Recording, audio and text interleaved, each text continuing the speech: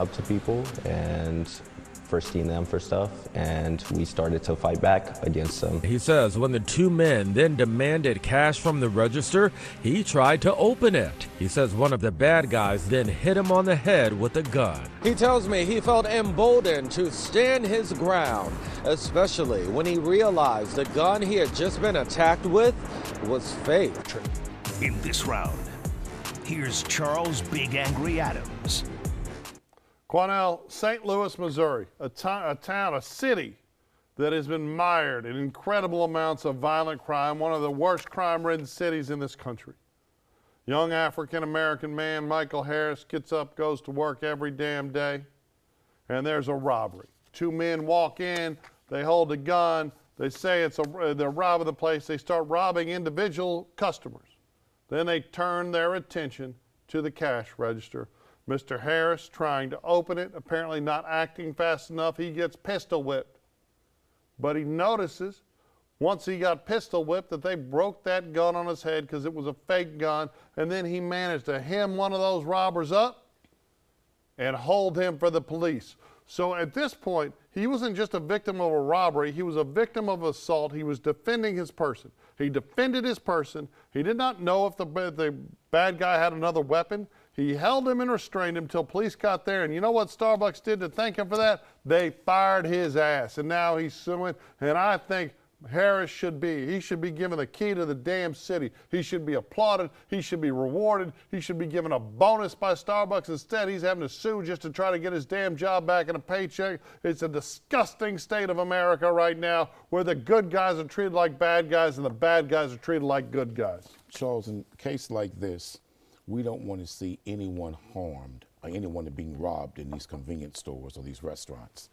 The problem in this case is the young man did sign an agreement with Starbucks at the beginning of his employment that if there was a criminal act taking place inside of Starbucks, particularly a robbery, he would not physically get involved or fight back, that he would comply. When I looked into this, the reason why chains like Starbucks and other restaurants, McDonald's, Burger King, etc., they are making it a written policy that if there's a robbery, that their employees cannot get involved. Why? Because their employees, when they get killed, then their families are doing wrongful death lawsuits against the chain and suing the restaurants like Starbucks, McDonald's, etc. And when they're injured, then they're filing these claims, working compensation claims in these states, they have that, against the chains also to pay those medical bills. The chains realize that it's safer and cheaper for the employees not to fight back against these robberies. And I want to say to that young brother, you did a great job defending and protecting your life. You did, young brother. But what I don't want to see is these young men and women lose their life fighting a robber over a cup of coffee. There's not a cup of coffee in Starbucks on earth that's more precious and sacred than a human life of an employee. Comply with those robbers, give them what they want, and let the police deal with it.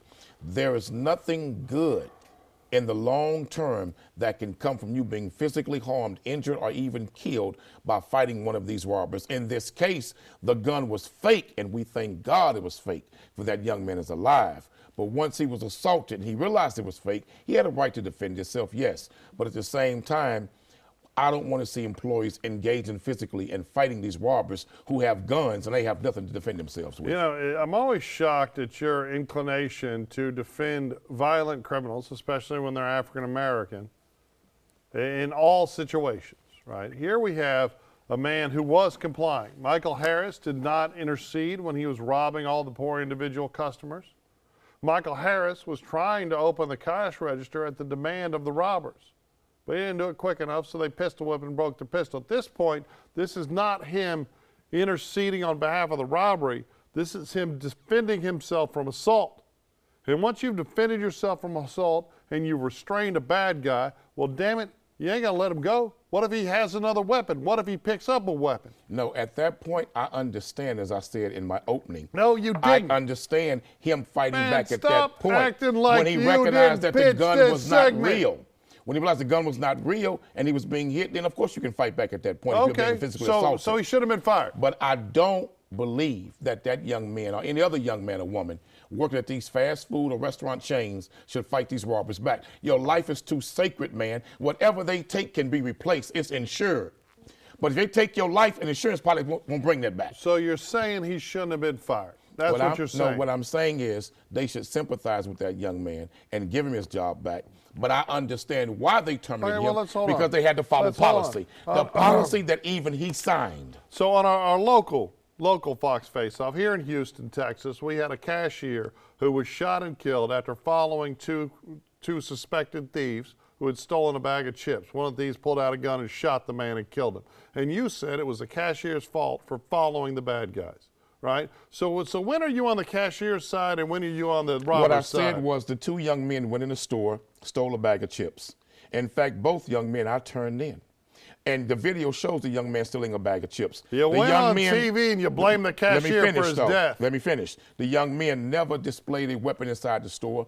They never displayed the weapon at the store, outside the store. Okay. The clerk comes outside and confronts them about the bag of chips. No, he didn't. The young man leaves. Yeah, he confronted him outside, yes. Okay. The video shows he confronted him in the store, go outside and confront him in front of the store. They walk away and leave after cursing back and forth.